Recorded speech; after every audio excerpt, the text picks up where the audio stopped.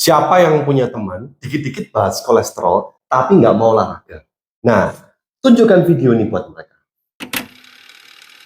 Banyak orang yang sudah tahu bahwa kolesterol tinggi itu bisa menyebabkan sakit jantung, penyumbatan jantung, atau mungkin stroke.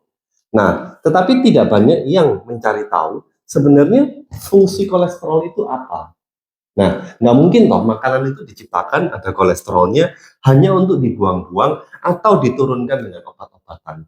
Kolesterol itu memiliki fungsi yang penting untuk sintesis beberapa hormon,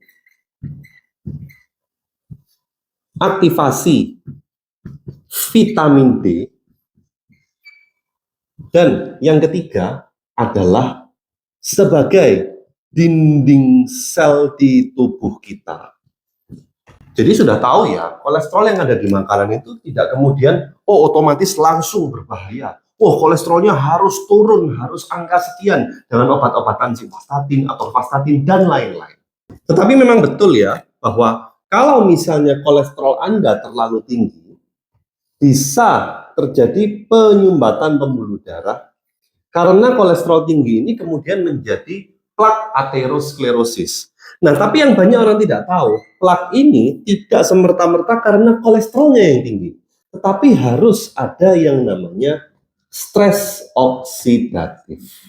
Ya, jadi apakah orang dengan kolesterol normal itu bisa kena serangan jantung karena sumbatan kolesterol? Sangat bisa. Jadi kalau ada orang bilang jangan stres-stres nanti jadi penyakit, itu sebenarnya betul. Stres pikiran bisa menjadi stres oksidatif, tetapi yang juga bisa memicu stres oksidatif itu misalnya rokok, alkohol, begadang, dan lain-lain.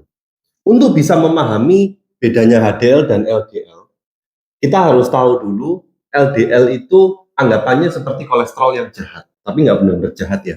HDL itu adalah kolesterol yang baik. Kenapa? Nah, LDL itu kita gambarkan sebagai segitiga ini ya, warna putih. Sementara yang HDL itu adalah lingkaran warna kuning. Ini pembuluh darah. Nah, kalau misalnya kita memiliki terlalu banyak LDL, maka berpotensi menjadi plak, ya kan? Sudah saya gambar tadi. Nah, plaknya segitiga, segitiga, segitiga, segitiga seperti ini. Tetapi jika kita memiliki gaya hidup yang baik, rendah stres oksidatif, maka yang putih-putih segitiga ini akan dibersihkan oleh yang HDL. Itulah kenapa memiliki nilai HDL yang adekuat juga dapat membantu kualitas hidup kita. Jadi tidak semerta-merta kita sepanjang hari itu makan pokoknya harus tanpa minyak, pokoknya harus rendah kolesterol, nanti sakit jantung. Tidak seperti itu ya. HDL ini juga memiliki fungsi yang penting untuk tubuh kita. Begitu pula dengan LDL sebenarnya. Tetapi mungkin kita akan bahas itu di video lainnya karena agak detail. Ketika kita membicarakan terapinya kolesterol itu biasanya adalah ya simvastatin, atorvastatin, dan juga rosuvastatin. Di tempat saya bekerja, saya paling banyak menggunakan dua ini. Saya sudah lama tidak pakai simvastatin. Nah, obat golongan statin ini biasanya jika diberikan ke pasien, dokter akan melihat perkembangan LDL-nya.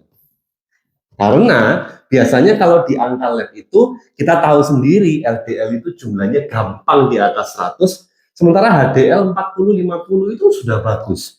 Jadi bayangkan, lebih banyak, hampir selalu lebih banyak kolesterol yang jahat daripada kolesterol yang baik. Apalagi kalau Anda makannya tidak sehat dan malas berolahraga. Tapi tunggu dulu.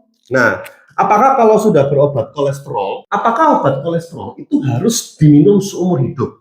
Nah, pada pasien-pasien yang punya riwayat kuat sakit jantung atau stroke dari keluarganya, biasanya obat kolesterol itu memang cenderung akan diminum seumur hidup untuk bertujuan mencegah terjadinya plak baru.